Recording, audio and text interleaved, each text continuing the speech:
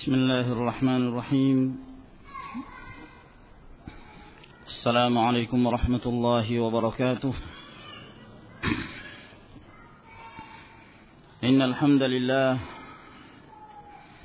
نحمده ونستعينه ونستغفره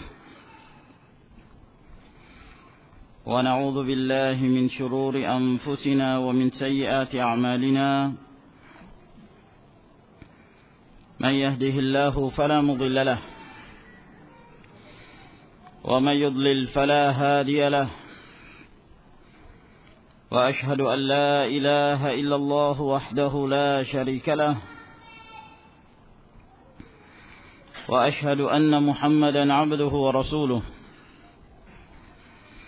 يا أيها الذين آمنوا اتقوا الله حق تقاته ولا تموتن إلا وأنتم مسلمون. يا أيها الناس اتقوا ربكم الذي خلقكم من نفس واحدة وخلق منها زوجها وبث منهما رجالا كثيرا ونساء، واتقوا الله الذي تساءلون به والأرحام إن الله كان عليكم رقيبا. يا أيها الذين آمنوا اتقوا الله وقولوا قولا سديدا يصلح لكم أعمالكم ويغفر لكم ذنوبكم، ومن يطع الله ورسوله فقد فاز فوزا عظيما.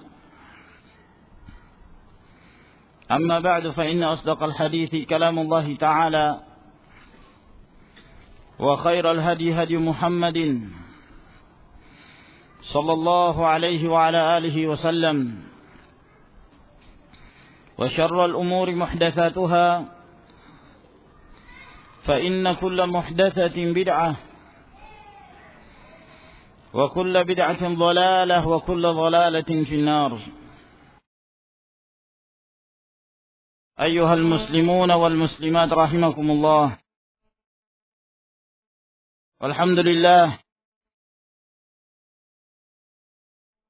kita senantiasa memuji Allah Subhanahu wa taala atas segala nikmat dan anugerah yang Allah Subhanahu wa taala berikan kepada kita sekalian, sehingga kita masih diberikan kesempatan untuk kembali berkumpul melanjutkan pengajian kita dari pelajaran Sahih Al-Imam Al-Bukhari rahimahullahu ta'ala. Sebagaimana yang telah kita jelaskan pada pertemuan yang lalu, bahwa kita telah memasuki hadis tentang pertanyaan-pertanyaan Jibril kepada Nabi sallallahu alaihi wa alihi wasallam, di mana beliau datang dalam bentuk sosok seorang laki-laki yang mempertanyakan tentang hal-hal yang menyangkut tentang agama Allah Subhanahu wa taala ini. Telah kita sebutkan sebagian dari hadis ini, kemudian sempat kita menjawab pertanyaan yang disampaikan kepada kami yang meragu-ragukan tentang hadis-hadis yang sahih yang datang dari Nabi sallallahu alaihi wa alihi wasallam.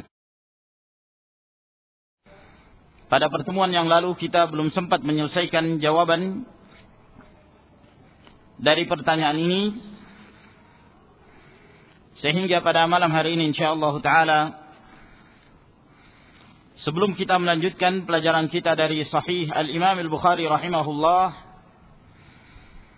maka kita akan menyempurnakan terlebih dahulu apa yang ingin kita jelaskan dari syubhat seputar kritik hadis dari sisi sejarah yang disebutkan oleh Jalaluddin dalam kitabnya Islam Aktual. Telah kita jelaskan pada pertemuan yang lalu bahwa Jalal mempertanyakan dalam penelitian ilmu hadis bahwa kita tidak hanya cukup melakukan penelitian dari sisi ulumul hadisnya saja, namun juga kita harus memperhatikan dari validitas internal dari riwayat tersebut yang terkandung dalam periwayatan hadis tersebut. Apakah hadis itu telah memenuhi standar sejarah yang benar? Sebab dia menyangka bahwa banyak sekali hadis-hadis yang disahihkan oleh para ulama al-muhadditsin, ternyata ketika ditinjau dari sisi historis, menurut dia bahwa terjadi kesalahan sejarah atau terdapat sanad yang terputus dalam periwayatan tersebut. Lalu kemudian dia mencontohkan hadis yang diriwayatkan oleh Imam Al-Bukhari rahimahullahu taala, yang diriwayatkan oleh sahabat Ibnu Abbas radhiyallahu taala anhuma tentang puasa Asyura. Tatkala Nabi sallallahu alaihi wa ala alihi wasallam datang ke Madinah, maka beliau melihat orang-orang Yahudi berpuasa pada hari Asyura. Maka Rasulullah sallallahu alaihi wa ala alihi wasallam mempertanyakan hal tersebut. Lalu mereka mengatakan bahwa itu adalah hari yang baik. Itu merupakan hari di mana Allah Subhanahu wa taala menyelamatkan Bani Israel dari pengejaran Firaun dan bala tentaranya. Sehingga Musa alaihissalam berpuasa pada hari itu. Maka Rasulullah sallallahu alaihi wa alihi wasallam mengatakan bahwa kami lebih berhak terhadap Musa daripada mereka. Sehingga Rasulullah sallallahu alaihi wasallam berpuasa dan memerintahkan kepada kaum muslimin untuk berpuasa pada hari Asyura. Maka di sini Jalal menyebutkan poin-poin kritikan dia terhadap hadis yang diriwayatkan oleh Imam Al-Bukhari ini. Yang perlu kita mengetahui bahwa hadis ini adalah hadis yang sahih menurut kriteria dan syarat-syarat yang telah ditetapkan oleh al-muhadditsin. Belum pernah seorang pun dari kalangan ahlul hadis ada yang menta'an, mencerca atau mengatakan bahwa riwayat ini adalah riwayat yang tidak bisa dijadikan sebagai hujjah.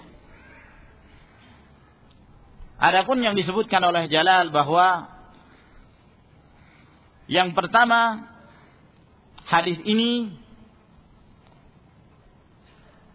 Ibnu Abbas radhiyallahu taala anhuma meriwayatkan dari Nabi sallallahu alaihi wasallam kisah bahwa Nabi alaihi salatu wasallam datang ke Madinah. Sementara Abdullah bin Abbas ketika Nabi sallallahu alaihi wasallam berhijrah, Ibnu Abbas masih berusia 3 tahun. Maka dia belum menyempurnakan masa balitanya.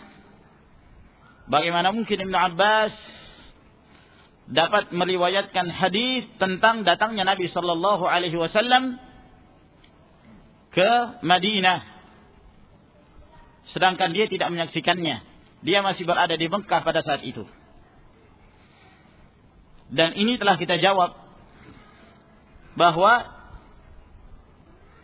di kalangan para sahabat Nabi sallallahu alaihi wasallam ada yang dikenal dengan istilah mursal sahabi. Sahabat meriwayatkan dari sahabat yang lain, tapi dia tidak menyebutkan sahabat itu dan sengaja dia menjatuhkannya.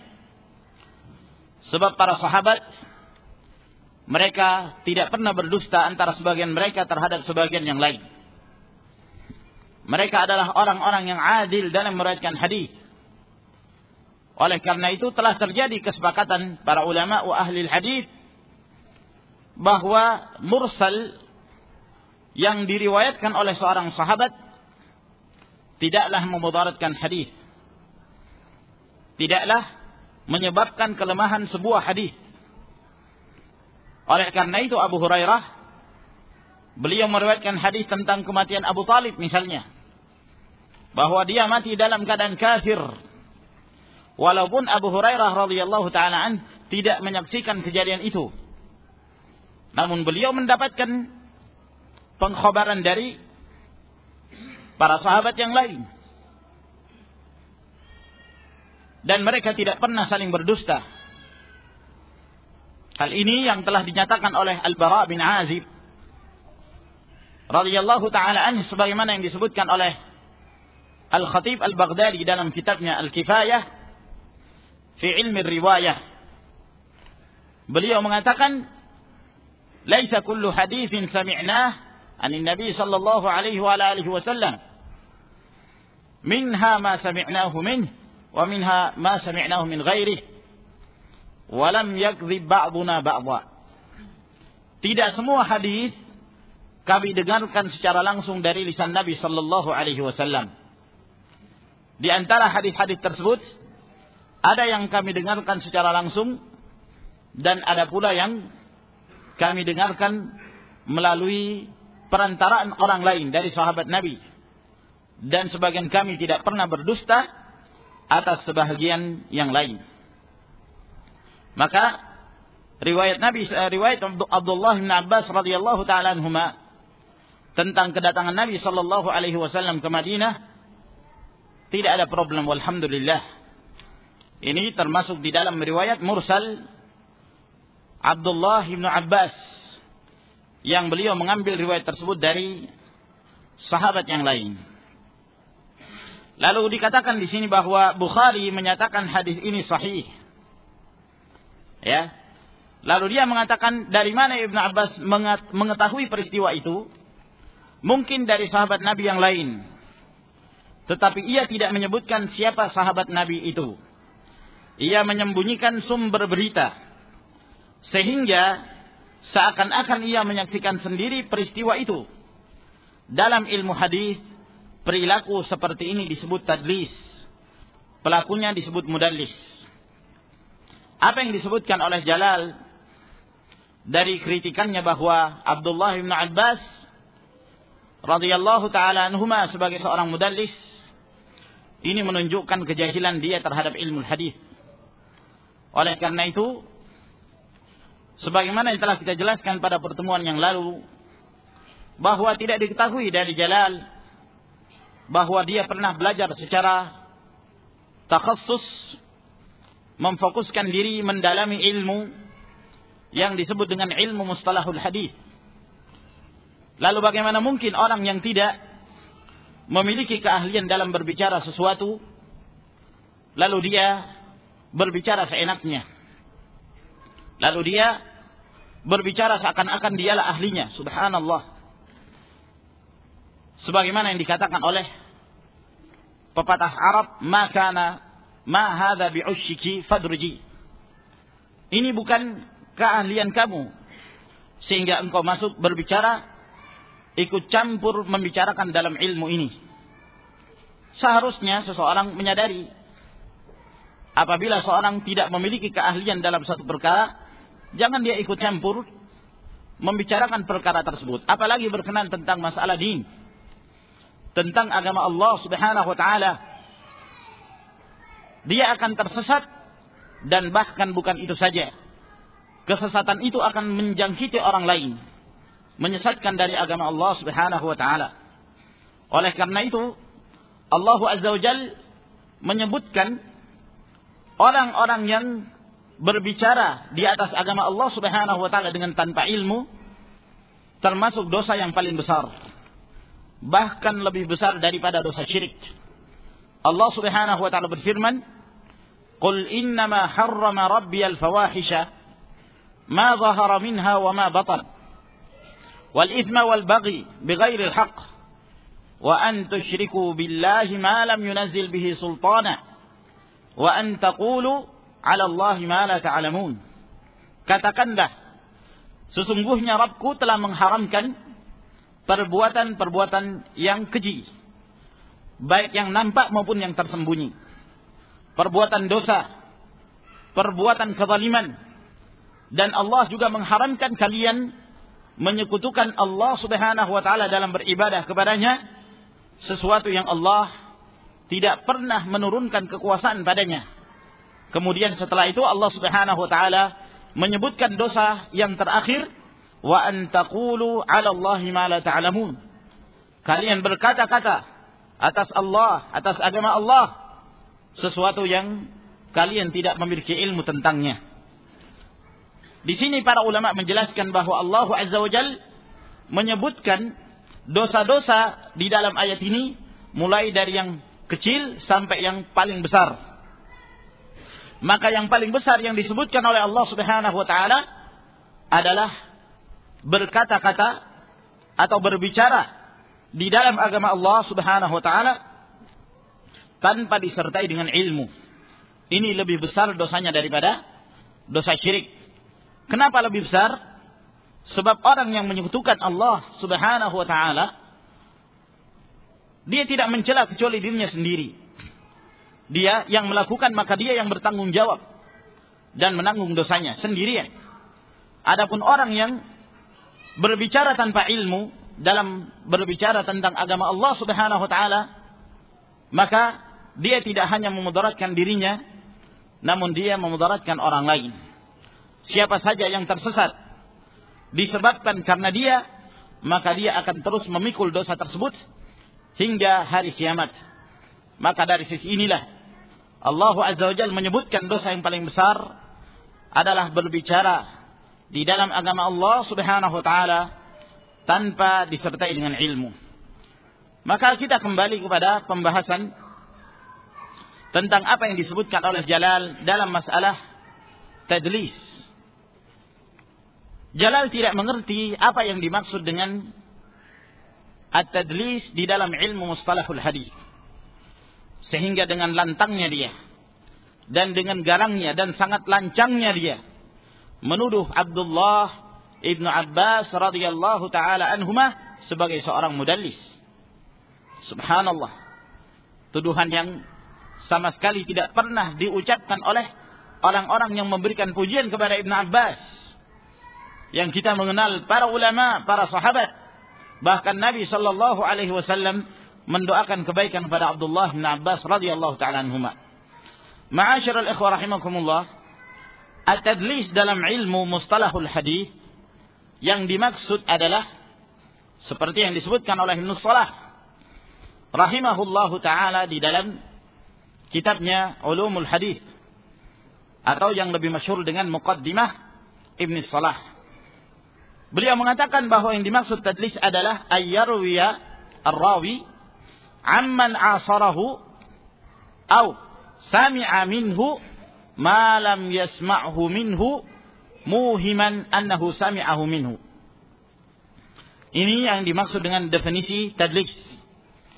Tadlis itu adalah apabila seorang perawi meriwayatkan kepada orang yang semasanya, jadi dia meriwayatkan hadis, mengambil hadis atau meriwayatkan hadis dari orang yang semasa dengan dia, satu zaman,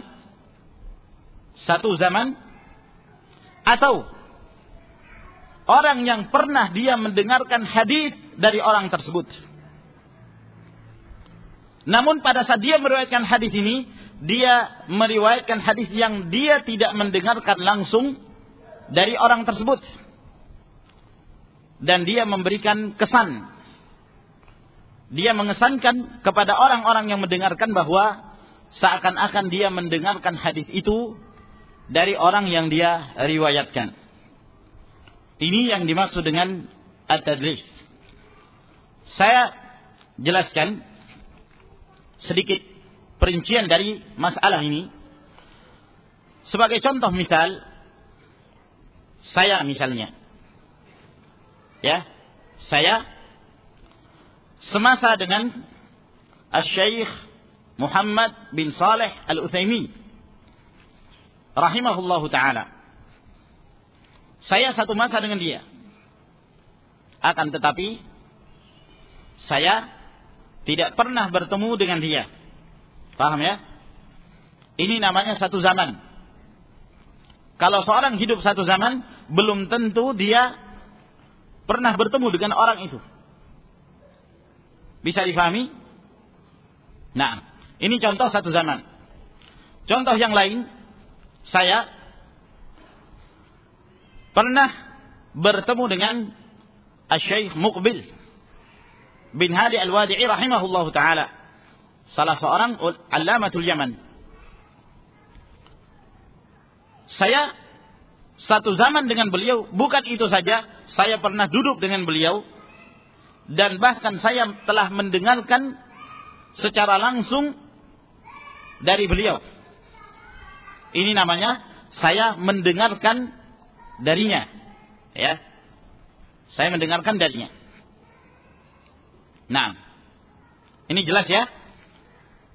Nah, dari sini kapan seseorang itu dihukumi bahwa dia itu seorang mudallis, bahwa dia itu seorang yang telah melakukan tadlis? Apabila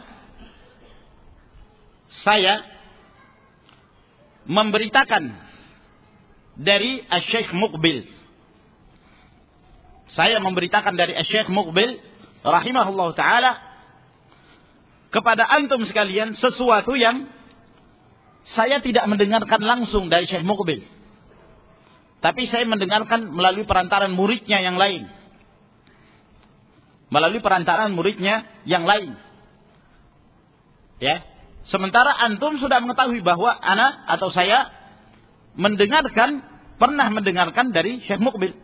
Tapi khusus terhadap apa yang saya sampaikan ini, saya tidak mendengarkan dari Syekh Muqbil, tapi saya dengarkan dari muridnya yang lain. Namun murid ini saya tidak sebut. Muridnya ini saya tidak sebut. Langsung saya mengatakan, telah berkata Syekh Muqbil di dalam satu majelis, ya, pada waktu itu ketika saya masih berada di sana, padahal saya sebenarnya tidak mendengarkan secara langsung, tapi dari ucapan ana ini kalian memahami bahwa seakan-akan saya mendengarkan langsung dari Syekh Muqbil. Nah, ketika saya mengucapkan sesuatu yang memberikan kesan kepada pendengar bahwa saya mendengarkan langsung dari Syekh Muqbil padahal tidak, maka ini dinamakan tadlis. Karena dia menyamarkan, memberikan kesan seakan-akan dia mendengar padahal tidak. Karena tidak mungkin juga saya mengatakan saya mendengar langsung Syekh Muqbil, berarti saya berdusta itu namanya. Padahal saya tidak dengar langsung. Namun saya dengarkan melalui perantaraan salah seorang muridnya. Melalui perantaraan salah seorang murid beliau. Tapi saya tidak sebut murid ini.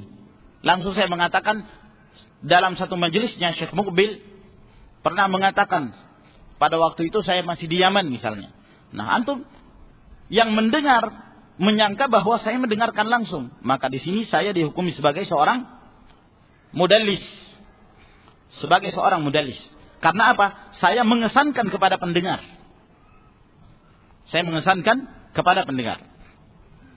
Contoh lain, ya, ini kepada orang yang memang saya pernah berguru kepadanya, kepada orang yang satu zaman, orang satu zaman misalnya, ya, anggaplah di Indonesia ini, ya, di Indonesia ini ada seorang syekh misalnya, seorang syekh,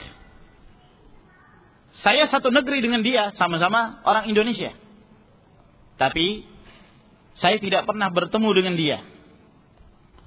Saya tidak pernah bertemu dengan dia. Satu zaman, tapi tidak pernah saya ketemu. Dan tidak pernah saya mengambil ilmu darinya. Nah, ketika saya menyampaikan perkataan dari orang tersebut, ya, tentu melalui perantaraan orang lain, karena saya tidak pernah bertemu. Saya menyampaikan kepada seseorang, bahwa berkata Syekh Fulan. Padahal saya mendengarkan dari orang lain, tapi orang lain ini saya tidak sebutkan. Lalu saya katakan kepada orang yang saya sampaikan tersebut, telah berkata si fulan atau Syekh fulan, dia telah mengatakan demikian dan demikian ya di suatu waktu, dan saya memberikan kesan bahwa seakan-akan saya pernah mendengarkan sesuatu dari Syekh itu, padahal tidak. Maka ini berarti dihukumi sebagai tadlis dan saya dihukumi sebagai seorang mudallis. Intinya bahwa orang yang memberitakan itu memberikan kesan. Nah, itu intinya. Jadi letak tadlis itu kembali kepada iham.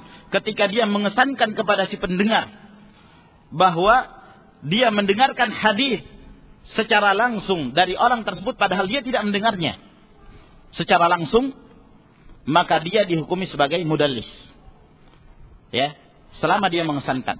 Tapi kalau dia tidak memberikan kesan, misalnya saya mengatakan, ya, saya mendengarkan misalnya saya mengatakan telah berkata Syekh Al-Albani, sementara antum mengetahui saya tidak pernah bertemu dengan Syekh Al-Albani, berarti saya tidak pernah memberikan kesan kepada pendengar bahwa saya mendengarkan itu. Jadi letak perbedaannya adalah memberikan kesan. Kalau orang itu mengesankan bahwa dia pernah mendengar hadis tersebut padahal tidak, maka dia mudallis. Tapi kalau dia tidak memberikan kesan, ya, dia tidak mengesankan kepada pendengar bahwa dia mendengarkan hadis tersebut secara langsung, maka tidak dihukumi tadlis, namun dihukumi sebagai mursal khafi. Jadi di dalam ilmu mustalahul hadis ada yang disebut dengan al-mursal al-khafi. Yang ini adalah sesuatu yang mirip dengan tadlis, namun perbedaannya dari sisi iham. Perbedaannya dari sisi memberikan kesan kepada pendengar. Ya, memberikan kesan kepada pendengar. Ini dihukumi mursal khafi. Kalau dia memberikan kesan berarti dia mudallis. Nah, sekarang ketika Abdullah bin Abbas radhiyallahu ta'ala anhuma menceritakan kejadian tentang datangnya Rasulullah sallallahu alaihi wasallam ke Madinah.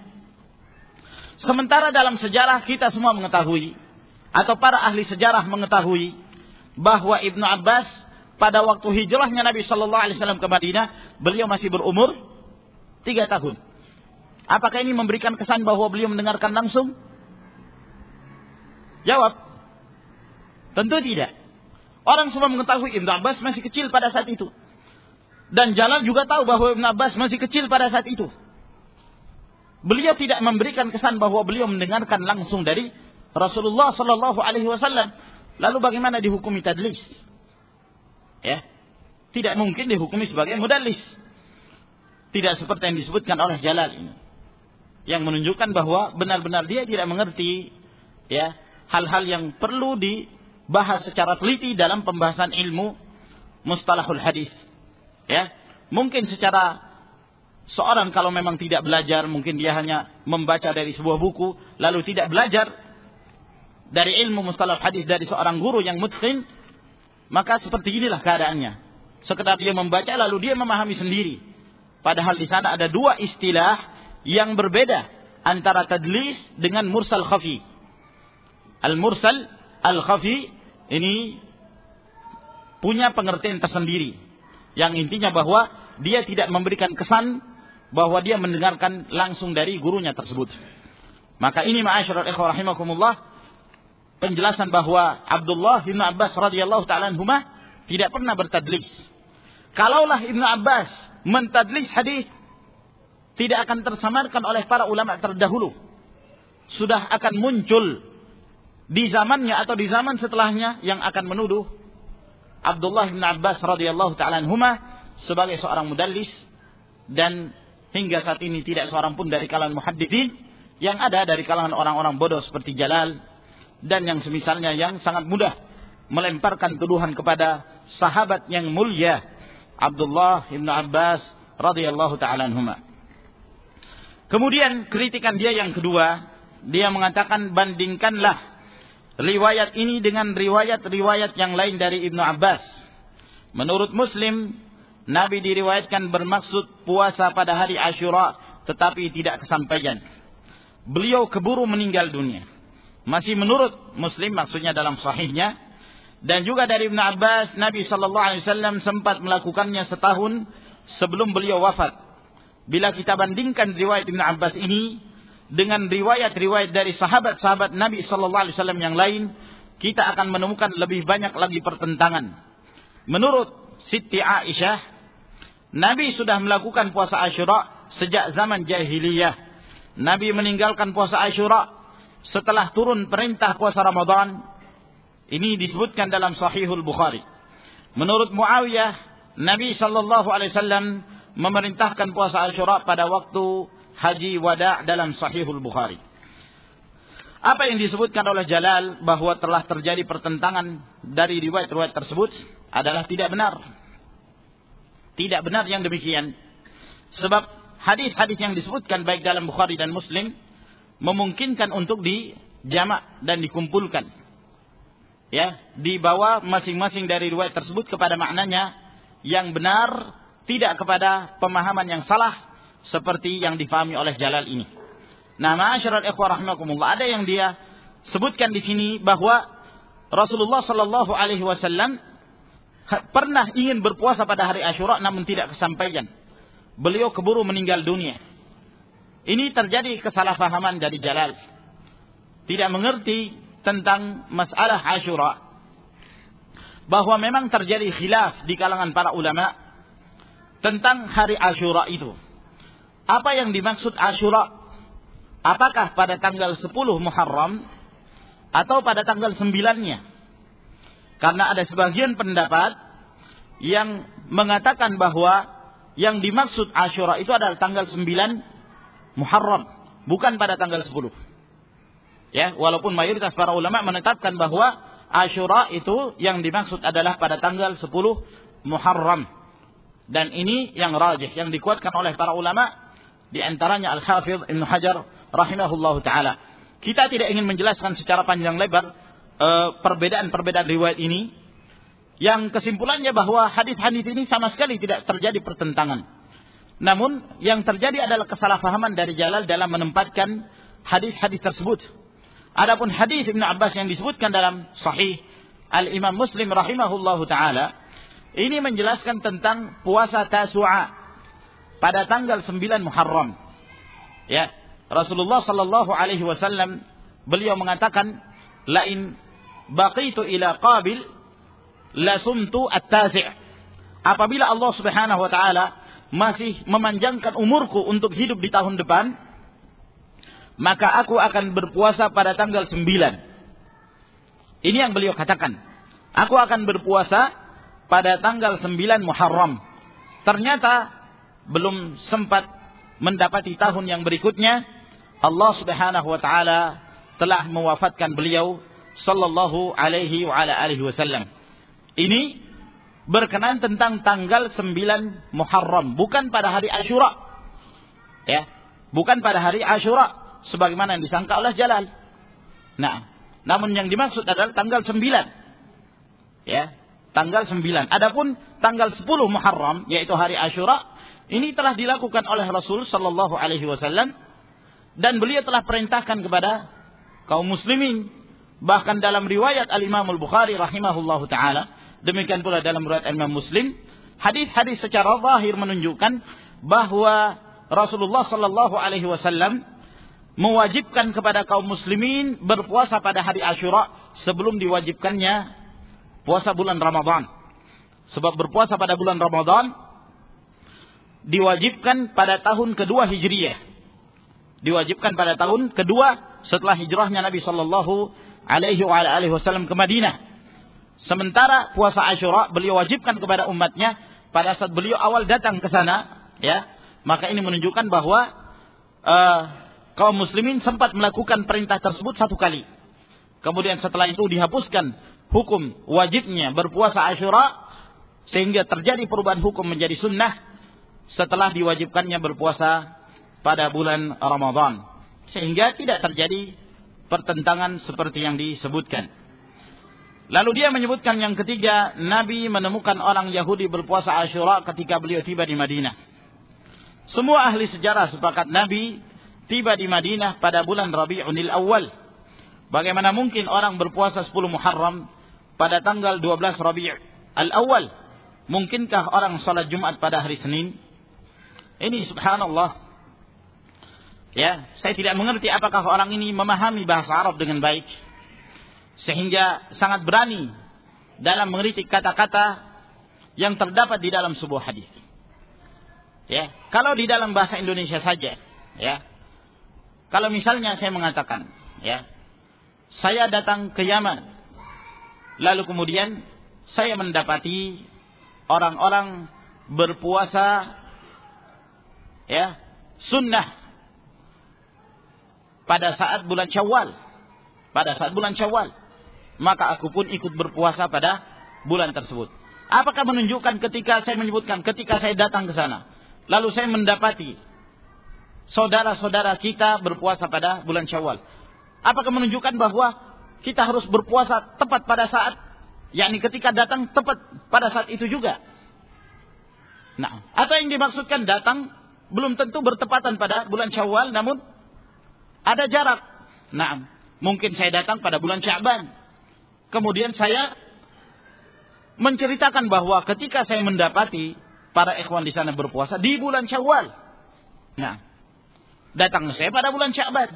Nah, Rasulullah sallallahu alaihi wasallam tiba pada bulan Rabiul Awal, ya, pada bulan Rabiul Awal sampai ke Madinah.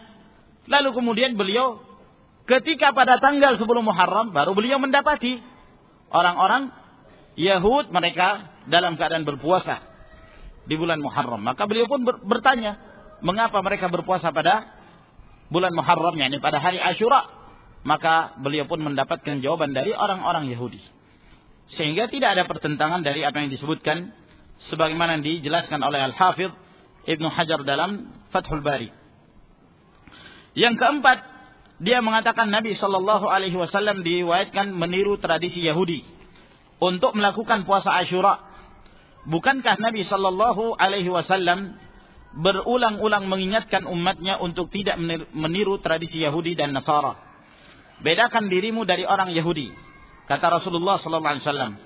Begitu seringnya Nabi sallallahu alaihi wasallam mengingatkan umat Islam waktu itu untuk berbeda dengan Yahudi, sampai seorang Yahudi berkata, lelaki ini, maksudnya Muhammad sallallahu alaihi wasallam, tidak ingin membiarkan satupun tradisi kita yang tidak ditentangnya.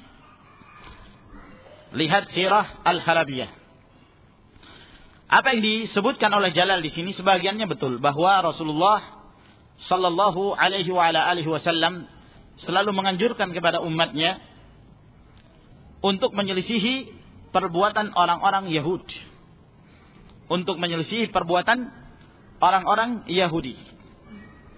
Nah, dalam banyak riwayat, ya, dalam masalah apa saja, dalam adat kebiasaan, bahkan dalam berpakaian, ya, apalagi dalam perkara-perkara din. Nah, namun perlu diketahui kapan Rasulullah sallallahu alaihi wasallam menyelisihi kebiasaan mereka. Ya. Apakah semenjak awal ketika beliau mendakwahkan Islam? Oleh karena itu, Al-Hafidh Ibnu Hajar rahimahullah ta'ala menjelaskan bahwa ada kemungkinan Rasulullah sallallahu alaihi wasallam pada awal-awal menyebarkan Islam, beliau belum menetapkan ini dalam hal menyelisihi ahlul kitab, menyelisihi al-Yahud wan Nasara. Nah, namun pada awalnya beliau berjalan, ya, sebagaimana apa yang telah ditetapkan oleh Allah Subhanahu wa taala kepada beliau, termasuk hari Asyura. Beliau melihat orang Yahudi melakukan hal tersebut, maka beliau menganggap baik pada waktu itu, sehingga beliau berpuasa dan beliau perintahkan kepada umatnya untuk berpuasa pada hari Asyura dan mendapatkan persetujuan dari Allah Subhanahu wa taala. Nah, nanti kemudian setelah itu baru beliau menetapkan wajibnya untuk menyelisihi ahlul kitab dalam sekian banyak perkara, termasuk di antara bentuk penyelisihannya Rasulullah sallallahu alaihi wasallam sampai beliau mengatakan bahwa berpuasa bukan hanya dianjurkan pada hari Asyura, namun dalam rangka untuk menyelisihi ahlul kitab, berpuasa juga pada tanggal 9. Makanya beliau mengatakan, apabila Allah Subhanahu wa taala memberikan panjang umur kepadaku, aku akan berpuasa pada tanggal 9 tahun depan, dalam rangka untuk menyelisihi ahlul kitab. Karena ahlul kitab, al-Yahud, mereka hanya berpuasa pada tanggal 10. Maka dalam rangka untuk menyelisih mereka, maka beliau pun menganjurkan untuk berpuasa pada tanggal 9 Muharram. Kemudian dari sisi yang lain, berkenan tentang syariat orang terdahulu. Ini dibahas dalam ilmu usul fikih. Syariatnya orang-orang terdahulu, apakah termasuk syariat kita? Ini pembahasan cukup panjang dalam usul fikih. Namun di sini saya ingin menyebutkan kesimpulan bahwa dalam masalah syariat orang-orang terdahulu, ya, asal hukumnya bukanlah syariat kita kecuali apabila ada dalil yang menetapkan bahwa itu termasuk dari syariat kita. Syariatnya orang-orang terdahulu dari ahlul kitab bukanlah termasuk dari syariat kita, dari syariatnya Muhammad sallallahu alaihi wasallam, kecuali apabila ada nas yang menunjukkan bahwa Rasulullah sallallahu alaihi wasallam menetapkan bahwa itu termasuk dari syariat kita. Nah, ini adalah hal yang jelas. Sebagai contoh misal, Rasulullah sallallahu alaihi wasallam menyebutkan, ya, dalam riwayat Al-Imam Al-Bukhari dari hadis Abu Hurairah radhiyallahu ta'ala anhu, bahwa Rasulullah sallallahu alaihi wasallam menyebutkan suatu ketika Musa alaihi salam beliau mandi dan Bani Israel juga mandi. Nah, Bani Israel ini selalu curiga kepada Musa alaihissalam. Kebiasaan Bani Israel kalau mereka mandi telanjang. Ya. Mandinya bareng lagi. Rombongan mandi. Nah, Musa alaihissalam punya rasa malu. Beliau apabila mandi tidak suka mandi bareng-bareng mereka. Beliau menyendiri. Sehingga ini menimbulkan buruk sangka kepada Bani Israel terhadap nabinya. Sampai di antara mereka ada yang mengatakan ini Musa tidak mau mandi bersama kita, melainkan karena dia ada penyakit kelamin. Ya, ada penyakit azar. Curiga kepada nabinya. Nah, Allah Subhanahu wa taala ingin membuktikan bahwa Musa alaihissalam itu sehat. Maka suatu ketika Musa alaihissalam mandi, lalu bajunya beliau mandi telanjang, tapi menyendiri, pakaiannya diletakkan di atas batu, sebongkah batu. Maka mandilah beliau. Sementara beliau mandi, tiba-tiba batu ini berlari. Wallahu alam, tidak dijelaskan bagaimana bentuk larinya, apakah kakinya muncul, wallahu alam. Yang jelas disebutkan di dalam hadis itu, batu ini berlari. Nah, melihat itu, maka Musa alaihissalam tidak ingin bajunya bawa lari oleh batu tersebut, maka terjadilah kejar mengejar. Musa alaihissalam mengejar sebongkah batu yang membawa lari pakaian beliau. Akhirnya kejar-kejaran tersebut sampai melewati orang-orang Bani Israel yang sedang mandi. Ya. Ketika mereka melihat kejadian itu, subhanallah, mereka bukannya melihat batu yang sedang berlari. Kalau pada zaman sekarang kita melihat itu, sungguh merupakan suatu kejadian yang sangat aneh. Iya kan? Batu bisa berlari. Tapi yang mereka perhatikan adalah Musa alaihissalam. Ya. Mereka melihat, oh ternyata Musa ini dalam keadaan sehat saja. Ya, tidak terkena penyakit apapun di kelaminnya. Itu yang mereka lihat. Karena Allah Subhanahu wa taala ingin membuktikan bahwa Musa alaihissalam tidaklah seperti apa yang mereka sangka. Nah, hadis ini hadis yang sahih. Rasulullah sallallahu alaihi wasallam menukilkan dari kisahnya Musa. Para ulama menjadikan hadis ini sebagai dalil bolehnya umat Rasulullah sallallahu alaihi wasallam mandi dalam keadaan telanjang apabila tidak ada orang yang melihatnya. Dengan dalil ini, ya, walaupun ini syariat orang terdahulu, syariat yang diamalkan oleh Musa alaihissalam, akan tetapi tidak diingkari oleh Rasulullah.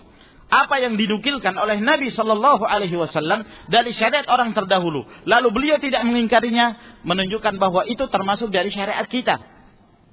Itu termasuk dari syariatnya Rasulullah Shallallahu Alaihi Wasallam, termasuk dalam hal hukum mandi telanjang, menunjukkan diperbolehkannya selama tidak ada orang yang melihatnya. Dan juga hadis yang diriwayatkan oleh Al-Imam Al-Bukhari tentang mandinya Ayub alaihi salam dalam keadaan telanjang.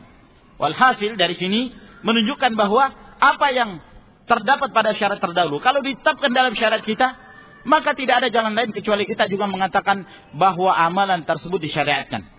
Nah, sekarang kita kembali kepada masalah Asyura. Musa alaihissalam berpuasa, ya. Rasulullah sallallahu alaihi wasallam menetapkannya dan bahkan beliau memerintahkan. Ini menunjukkan bahwa ini termasuk syariat orang terdahulu yang ditetapkan dalam syariat kita. Yang ditetapkan dalam syariat kita sehingga termasuk amalan yang disyariatkan. Kemudian disebutkan poin yang kelima.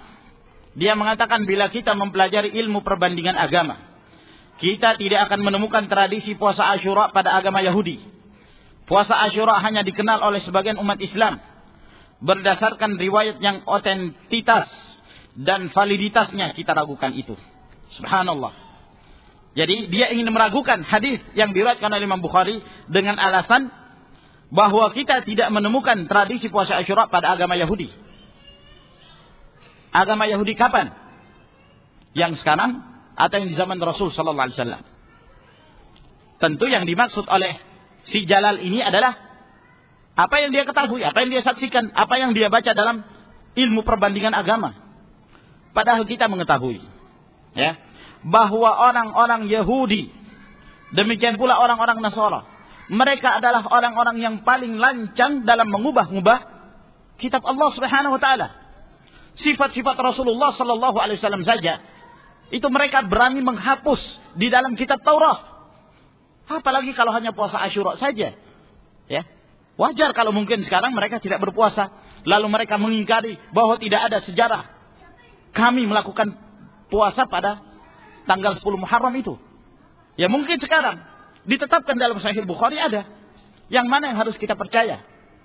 Nah, perkataannya orang-orang Yahudi atau apa yang mereka tulis dalam kitab-kitab mereka yang kita mengetahui berdasarkan persaksian dari Allah, mereka adalah orang-orang yang berani merubah-rubah kitab-kitab Allah Subhanahu wa taala. Fawailul lil ladzina yaktubuna bi aydihim thumma yaquluna hadza min indillah liyashtaru bihi thamanan qalila. Celaka mereka. Sangat keras siksaan yang Allah Subhanahu wa taala datangkan kepada mereka. Orang-orang yang menulis tangan mereka, lalu mereka mengatakan ini adalah kitab Allah. Ini datangnya dari Allah.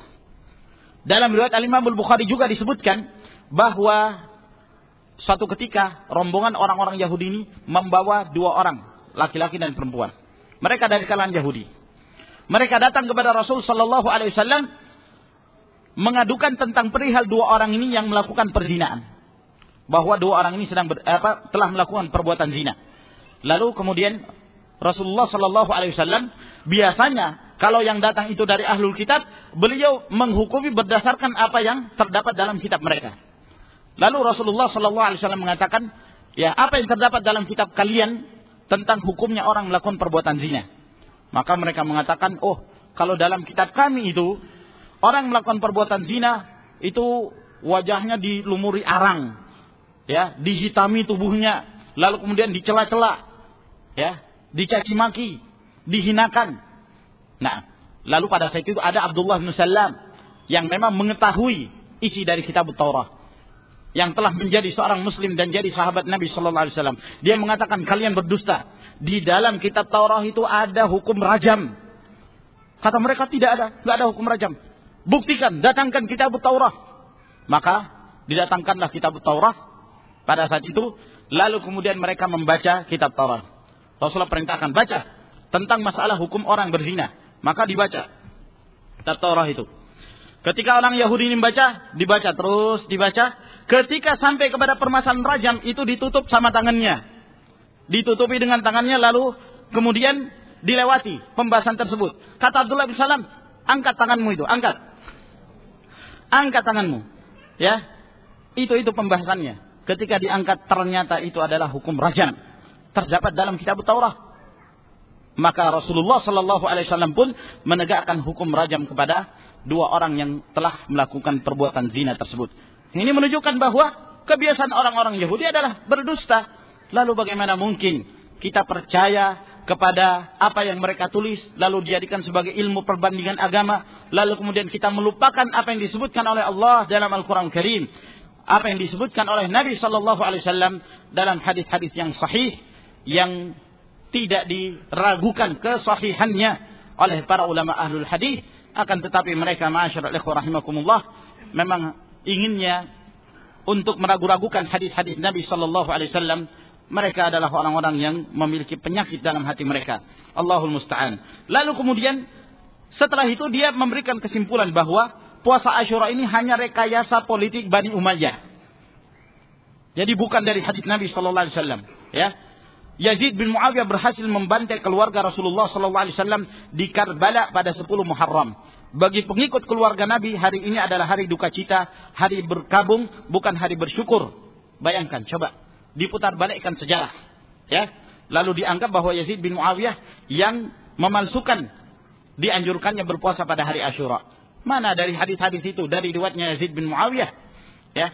Demikian banyak jalan-jalan hadis tentang puasa Asyura yang mereka adalah para pro yang terpercaya, tidak dikenal kedustaan pada mereka, meriwayatkan hadis tentang disyariatkan yang berpuasa Asyura.